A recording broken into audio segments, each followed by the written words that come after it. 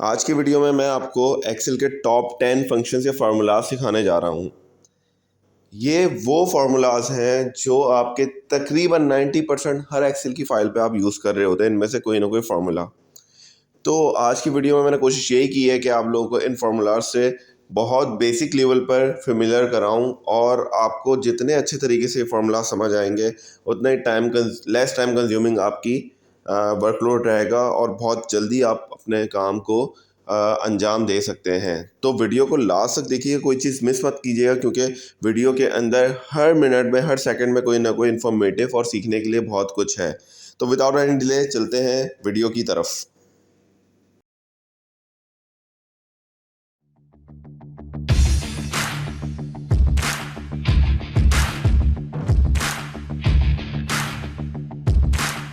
अस्सलाम वालेकुम to all of you. ये एक फार्मूले की लिस्ट है। आज मैं आपको टॉप 10 एक्सेल के फार्मूला सिखाने जा रहा हूँ और ये उसमें लिस्ट है। Number 1 subtotal, drop down list, sum if, count, counter, count blank, count if, concatenate, remove duplicate और वी लुकअप। ये आज वो बेसिक फार्मूलाज हैं जिस पे हम काम करेंगे। उम्मीद करता हूँ कि आप इस वीडियो से बहुत कुछ सीखेंगे और वीडियो को आपने लास्ट तक देखना है। और अगर आपने अभी तक मेरे चैनल को सब्सक्राइब नहीं किया तो प्लीज़ मेरे चैनल को सब्सक्राइब करें। पहला है सब टोटल। ये एक डेटा है जहाँ पे पार्ट कोड, आइटम्स और आइटम्स की प्राइस लिखी हुई है। तो इसके मैंने बॉर्डर बना दिए।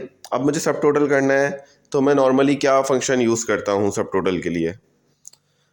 हमने बहुत कॉमन फंक्शन यूज़ करना होता है। हम लिखते हैं सम और सम के बाद हम इसको पूरी रेंज देते हैं तो ये आ जाता है हमारे पास सम का फार्मूला। यानी सब जितने भी हमारे पास आइटम्स हैं उनका उनका अमाउंट सम होके आ गए। लेकिन अगर मैं इसमें से फ़िल्टर लगाता हूँ और फ़िल्टर लगाने के बाद मैं कोई चीज़ को सिलेक्ट करता हूँ, अनचेक करता हूँ, तो वो लिस्ट से तो चली जाती है लेकिन उसका सम मेरे पास आ रहा है।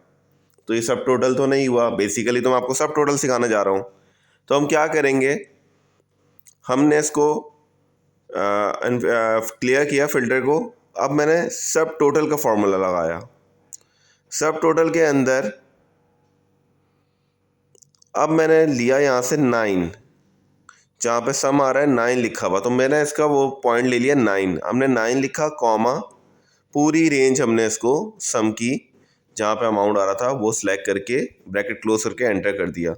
अब देखिए, अब जब मैं फ़िल्टर लगाऊंगा, लेट से मैंने लैपटॉप को हटा दिया और वायरलेस माउस को हटा दिया, तो आप देखें सम जो है वो 84,100 आ गया, जो कि यहाँ से आपका टैली भी हो रहा है।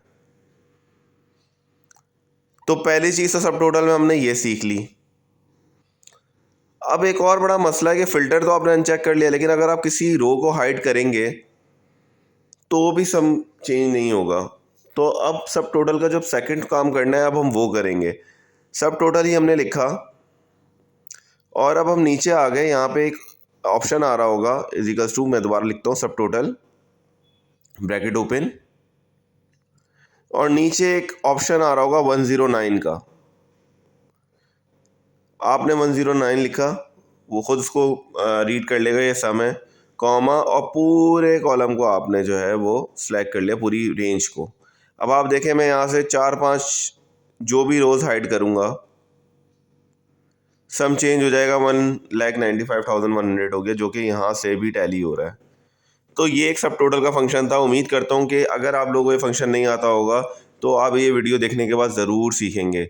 सेकंड आ जाता है ड्रॉप डाउन लिस्ट, जिसको क्रिएट करने के लिए हमें नॉर्मली डेटा वैलिडेशन यूज़ करने पड़ती है। तो हम डेटा के अंदर आएंगे, डेटा वैलिडेशन को सिलेक्ट करेंगे, जहाँ पे एनी वैल्यू लिखा हुआ है वहाँ पे हम कर देंगे लिस्ट, रेंज सेलेक्ट करेंगे, सोर्सेज को सिलेक्ट करेंगे और यहाँ पे आके हम रेंज दे देंगे जहाँ पे हमारे पास आइटम है। ओके, अब क्या हो रहा है, अब आप देखें सिलेक्ट तो हो गए लेकिन लैपटॉप 3 दफ़ा आ रहा है, CD रोम 2 दफ़ा आ रहा है, जो जितनी दफ़ा था उतनी दफ़ा आ रहा है। ये तो फिर अच्छी बात नहीं हुई ना, ये तो कोई फ़ायदा नहीं हुआ। तो अब हम क्या करेंगे, हमने इसको कॉपी किया आइटम्स वाली जगह को और पेस्ट स्पेशल कर दिया एज अ वैल्यूज़। यहाँ पे हम तीसरी चीज़ सीखने जा रहे हैं, वो है हमारा रिमूव डुप्लीकेट, जो कि डेटा के अंदर ही आता है। इस पर क्लिक किया और नॉर्मली चेक लगा के इसको ओके कर दिया। तो अब आप देखें सारे इसमें से डुप्लीकेट रिमूव हो चुके हैं और सिर्फ सब सिंगल वैल्यू आ रहे हैं। अब दोबारा हम ड्रॉप डाउन लिस्ट में गए, सोर्सेस में गए, यहाँ से हमने लिस्ट ही सिलेक्ट किया, सोर्सेस पे गए और हमने जहाँ पे हमारे यूनिक वैल्यू थी आइटम्स की वो सिलेक्ट करके दे दी। इसको मैं थोड़ा सा इंसर्ट करके आगे कर लेता हूँ। अब आप देखें लिस्ट में देखें तो सब इंडिविजुअल वैल्यू आ रहे हैं। लैपटॉप एक दफ़ा आ रहा है, CD रोम एक दफ़ा आ रहा है, रैम एक दफ़ा आ रहा है, कीबोर्ड वायरलेस भी एक दफ़ा आ रहा है, LEDs भी एक दफ़ा आ रहा है। ठीक है, अब ये तो काम हो गया ड्रॉप डाउन लिस्ट का, यानी ड्रॉप डाउन लिस्ट और हम रिमूव डुप्लीकेट सीख चुके हैं। अब आ जाते हैं सम इफ़ के फंक्शन पे। इससे पहले हमने सम सीखा, सब टोटल सीखा, अब सम इफ़। सम इफ़ में पहले मैंने दी रेंज। रेंज मेरी क्या है? आइटम्स। बेसिकली जिसको मैंने फाइंड कराना है वो मेरी रेंज है, कॉमा उसके बाद मैंने दिया क्राइटेरिया। क्राइटेरिया मेरा ड्रॉप डाउन लिस्ट में CD रोम है। और उसके बाद मैंने दी प्राइस, यानी रेंज क्या थी, सम रेंज क्या थी। तो अब आप देखें लैपटॉप को सिलेक्ट करूँ तो ये लैपटॉप का टोटल ले आया मेरे पास। इसी तरीके से मैं मॉनिटर को सिलेक्ट करूँ तो मॉनिटर की दोनों वैल्यू को ये प्लस करके ले आया। तो एक बार फिर देख लें, रेंज है, फिर क्राइटेरिया है और फिर सम रेंज है। ठीक है, तो अब आ जाते हैं हम मज़ीद 3 फंक्शंस पे, यानी काउंट, काउंटा और काउंट ब्लैंक। काउंट लगाने के लिए आपको नॉर्मली वही वैल्यू चाहिए जो नंबर में होती है। देखें जैसे मैंने इसको देखा, अभी मैं आपको ये इसका बता देता हूँ, तो ये 0 दे रहा है क्योंकि ये टेक्स्ट में वैल्यू है। तो काउंट के लिए हमें वही वैल्यू चाहिए जो कि मौजूद हो नंबर्स के अंदर। तो मैंने प्राइस को सिलेक्ट किया तो अब इसने मुझे बता दिया 17 है। ब्लैंक सेल को इसने काउंट नहीं किया क्योंकि आप देखें वैसे 18 रोज थी, इसने ब्लैंक सेल को काउंट नहीं किया। सही है, काउंटा हमें टेक्स्ट के लिए चाहिए होता है। अगर हम कोई टेक्स्ट की वैल्यू को हमें काउंट कराना है या स्ट्रिंग वैल्यू को काउंट कराना है तो हमें काउंटा चाहिए, अल्फा न्यूमेरिक वैल्यू जिसे कहते हैं। अब ये देखें इसने 17 इसने भी सिलेक्ट कर दिया, लेकिन इसने भी ब्लैंक रो को ऐड नहीं किया। तो ब्लैंक रो के बारे में मालूम करने के लिए हम कौन सा फंक्शन यूज़ करते हैं? काउंट ब्लैंक का। सही है, काउंटा के लिए काउंटा के लिए तो हमने जो है वो स्ट्रिंग वैल्यू को यूज़ किया। अब करेंगे हम काउंट ब्लैंक। काउंट ब्लैंक और कहीं पर भी आप रो दे दें, इसको रेंज दे दें। और अब देखें इसने बता दिया मुझे कि एक एक जो वो है रेंज वो ब्लैंक है, एक कॉलम ब्लैंक है। अगर मैं इसको डिलीट कर दूंगा तो अब देखें इसने 0 कर दिया। तो अब आप देख सकते हैं कि यहाँ पे आपने काउंट, काउंटर और काउंट ब्लैंक भी सीख लिया है। अब आ जाते हैं हम काउंट इफ़ के फॉर्मूले पे। काउंट इफ़ के लिए हमें क्या करना है? काउंट इफ़ का फॉर्मूला बहुत ही सिंपल है, सम इफ़ जैसा ही है। काउंट इफ़ हमने लिखा, ब्रैकेट ओपन किया, इसमें सिर्फ हमें 2 चीज़ें बतानी होती हैं। एक तो रेंज, रेंज मैंने दे दी उसको आइटम्स की, कॉमा ड्रॉप डाउन लिस्ट में मैंने वैल्यू दे दिया क्राइटेरिया, यानी मॉनिटर मुझे बता दे कितने हैं। काउंट में उसने मुझे सारी रोज को काउंट करके बता दिया जिधर जिधर जो है वो सेल के अंदर वैल्यू आ रही थी। यहाँ उसने बता दिया कि मॉनिटर 2 हैं। सही है, CD रोम 3 है। आई थिंक मॉनिटर के अलावा इस शीट के डेटा के अंदर सब चीज़ें 3 मौजूद हैं। वायरलेस माउस 3 है, लैपटॉप भी 3 है। ऊपर इसकी वैल्यू भी चेंज कर रहा है सम की और नीचे इसके नंबर्स भी चेंज कर रहा है। तो हम काउंट इफ भी सीख चुके हैं। अब आ जाते हैं कॉनकैटिनेट के फंक्शन पे, यानी अगर हमने 2 चीज़ों को कंबाइन करना है तो हम कैसे करेंगे? तो हमने सिंपल सा लिखा is equals to concatenate.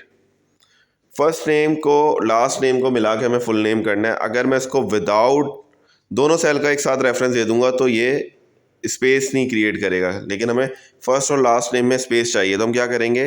First name का सेल का रेफरेंस दिया, comma, double quotation, space, double quotation, comma और फिर लास्ट नेम का रेफरेंस। तो अब आप ये देखें कि इसने फुल नेम मेरा क्रिएट कर दिया है। इसको यहाँ पे भी कॉपी पेस्ट स्पेशल करते हैं।